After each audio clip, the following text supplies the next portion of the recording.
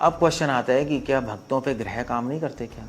शुद्ध भक्त पे तो नहीं करेंगे, मगर हम तो अभी शुद्ध नहीं है, हम पे तो ग्रह काम करेंगे। तो ग्रह काम करेंगे तो एस्ट्रोलॉजी के सॉल्यूशंस लगाने पड़ेंगे, वरना पागल हो जाएंगे हम। 7:30 आ जाएगी, बैंड बज जाएगी, भक्ति छूट जाएगी। सो इसके लिए आपको जानना पड़ेगा कि एस्ट्रोलॉजी में सॉल्यूशंस कितने टाइप के होते हैं। पहला सॉल्यूशन है पराशर स्मृति से, वो वेदों से। दूसरा सॉल्यूशन है जो एस्ट्रोलॉजर बताते हैं, दान कर लो थोड़ा सा। उसके बाद लाल किताब से सॉल्यूशन होते हैं।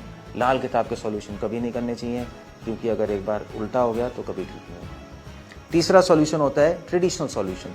लोग अपने एक्सपीरियंस से आते हैं, भाई इस प्रॉब्लम हनुमान चालीसा पढ़ लो तो ठीक हो जाएगा। तो चौथा सॉल्यूशन जो कोई नहीं करता, वो सॉल्यूशन है अपने स्वभाव को बदलना, अपने स्वभाव को करेक्ट करना। उससे भी सारे ग्रहों के इफेक्ट्स चेंज हो जाते हैं, बल्कि जो नीच का ग्रह है वो आपको बेनिफिट करने लगेगा, आपको हार्म नहीं करेगा। यहाँ तक कि राहु केतु भी आपकी हेल्प करने लगेगा।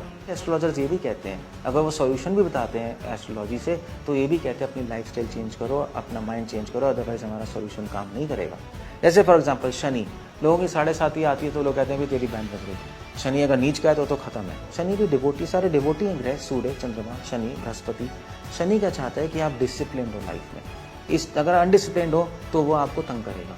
तो क्या करना है सॉल्यूशन? अगर आप अपनी लाइफ में डिसिप्लिन ले आओ, सिस्टमैटिक अपनी लाइफ बना लो, तो शनि अगर नीच का भी है आपको बेनिफिट देना शुरू कर देगा। तो राहु भी शनि की तरह होता है। राहु को भी अच्छा लगता है हार्ड वर्क और डिसिप्लिन। आप करो तो राहु आपको बेनिफिट देने लगेगा, आपको मटेरियल गेन्स देगा, और वो मटेरियल गेन्स आप भगवान की सर्विस में लगा लो।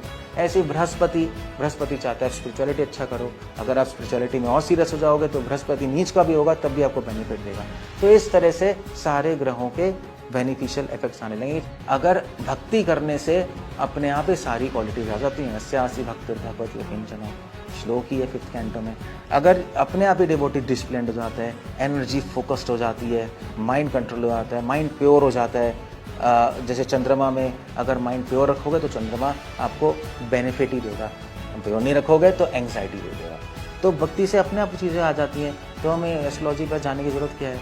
मगर अगर आप भक्ति शो ऑफ कर रहे हो सिर्फ, और अंदर से सही से नहीं कर रहे, तो ग्रह के इफेक्ट काम करेंगे। आपकी बैंड बजेगी 7:30 में। तो करना क्या है? तो आपको जुगाड़ नहीं करने। जुगाड़ करोगे और भक्ति खराब होगी और बैंड बजेगी। अब क्या करना है? आपको अपने लाइफ में अच्छी क्वालिटीज़ डेवलप करने की कोशिश करनी है। ये वेट नहीं करना कि भक्ति से अपने आप आ जाएगा। डेवलप करोगे अच्छी क्वालिटीज़, ग्रहों के इफेक्ट कम होंगे, आप भक्ति फिर और अच्छे कर पाओगे। भक्ति अच्छी कर पाओगे तो और क्वालिटीज़ डेवलप होंगी और आप स्पिरिट से बाहर आ जाओगे। एस्ट्रोलॉजी की बातों की जरूरत नहीं। तो डिवोटी, चाहे प्योर डिवोटी हो, चाहे प्योर डिवोटी, चाहे वीक डिवोटी, एस्ट्रोलॉजी देखने की जरूरत नहीं।